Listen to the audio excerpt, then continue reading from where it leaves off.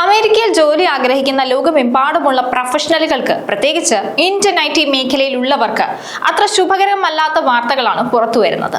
Visa നയങ്ങളിൽ വരുത്തിയ കർശനമായ നിയന്ത്രണങ്ങളും സാമ്പത്തിക ബാധ്യതകളും H-1B visa ലഭ്യതയെ സങ്കീർണമാക്കിയിരിക്കുന്നു.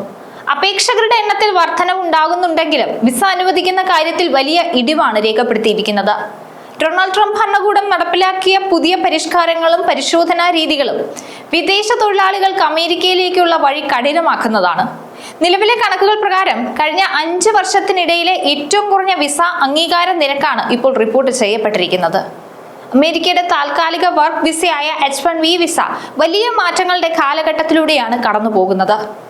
H-1B visa fees $1 ലക്ഷം ഉയർത്താനുള്ള തീരുമാനം മുതൽ വേതനാധിഷ്ഠിത നറുക്കെടുപ്പ് വരെ വിദേശികളായ സ്കിൽഡ് പ്രൊഫഷണലുകൾക്ക് വലിയ തിരിച്ചടികളാണ് നൽകിയത്. ഡൊണാൾഡ് ട്രംപ് അധികാരമേറ്റതിനു ശേഷമാണ് ഇവയെല്ലാം സംഭവിച്ചത്.